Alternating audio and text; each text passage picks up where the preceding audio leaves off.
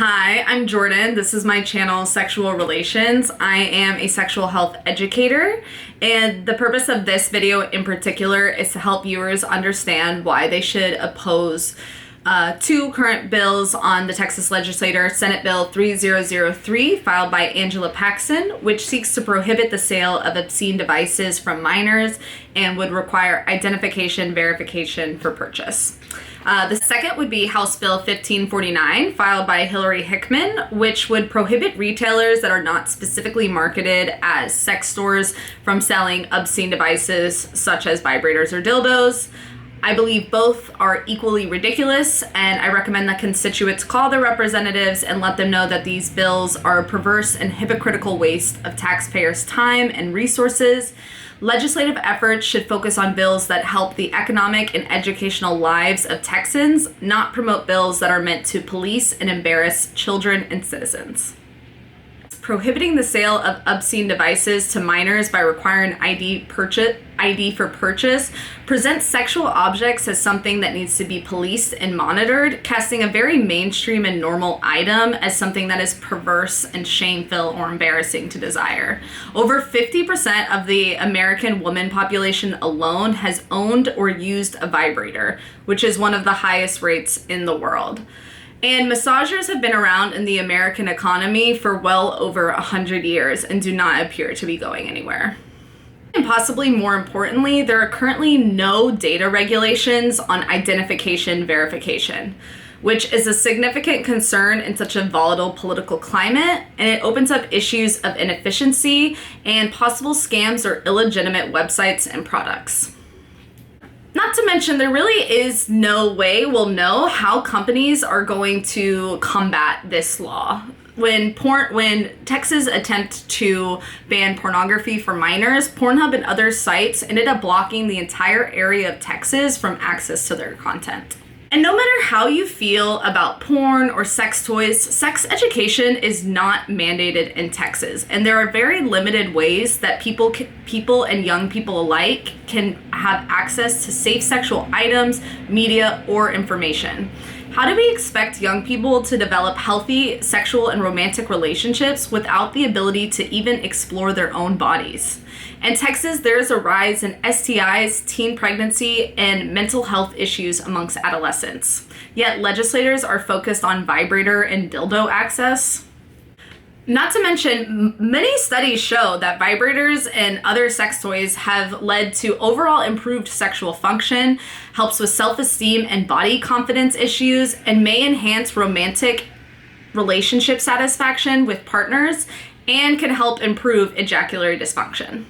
The introduced House Bill 1549, which prohibits retailers that are not specifically marketed as sex toys from selling obscene devices, would impact marginalized and rural and small businesses the most. They're essentially claiming to come after big chains like Walmart, which have really small subsections of sex toys and sex products and will not ultimately diminish their bottom line. But in reality, it will impact places that are LGBTQ friendly, such as Package Austin, which is a small business that has been in Austin for over 3 decades and only sells about 10% of their inventory as sex toys, but is a lot more impactful in a small business than a major chain.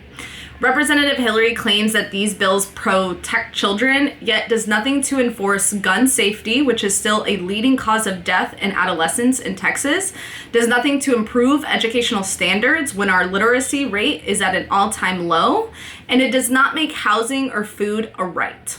She also claims that these laws are affirming rights to parents, yet both proposed bills are actively monitoring the sexual desires of our teenagers.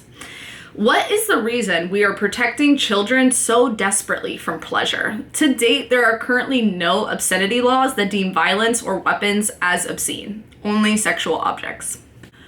Obscenity laws originally stem from the federal Comstock Act of 1873, born from the work of the notoriously unelected Anthony Comstock, who is backed by New York elites such as J.P. Morgan and Samuel Colgate, beginning a long tradition of the rich and powerful creating laws that suppress the sexuality of the working class and women in particular. Comstock was a vicious anti-sex crusader who fought for the prohibition of the distribution of obscene devices such as nude paintings and medical information on birth control devices.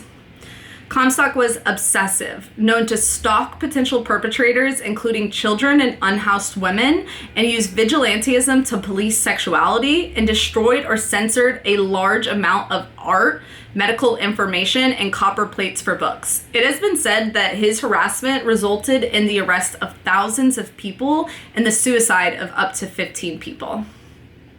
The modern Texas Penal Code uses the framework from the federal case Miller v. California and defines material as obscene if an average person applying contemporary community standards would deem it so, and if the material lacks serious literary, artistic, and political or scientific value.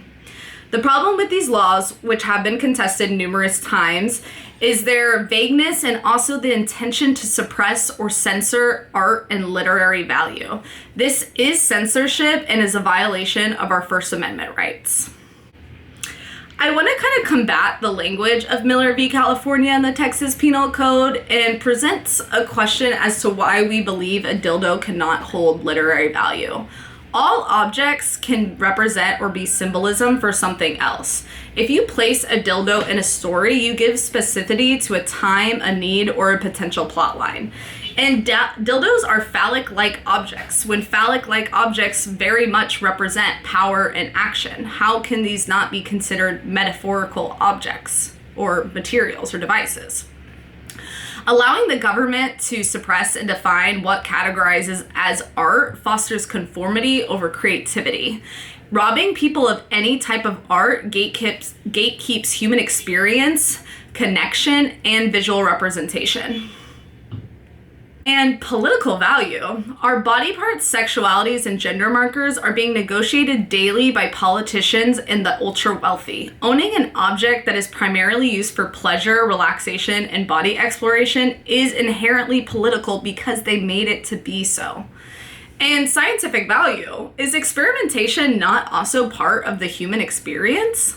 Obscenity was once created and defined by unelected rich men who sought to continue the suppression of our sexual autonomy and our right to knowledge about our own bodies. And now vibrators and other sensational items are considered obscene artifacts. These things can potentially aid in sleep, relaxation, and sexual well-being. They are not negative. They should not be perceived as negative devices. Sex toys are pivotal for people and young people alike to get to know their own bodies, desires, and sensations. We already have ridiculous obscenity laws that limit our obscene devices to 6 per person.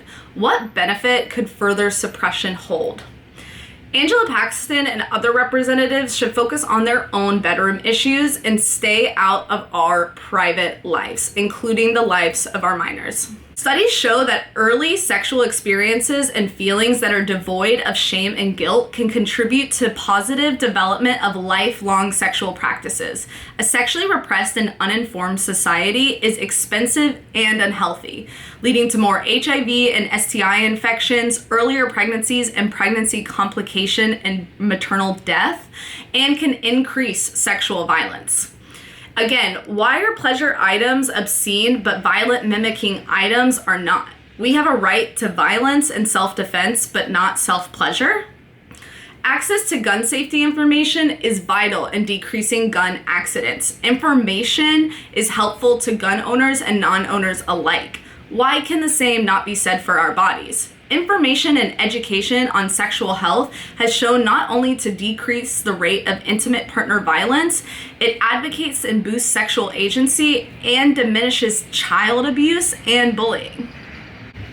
The increasing and hypocritical efforts by Texas lawmakers to suppress and police sexuality is inappropriate and unnecessary in times where Texans are facing serious economic and educational disparities.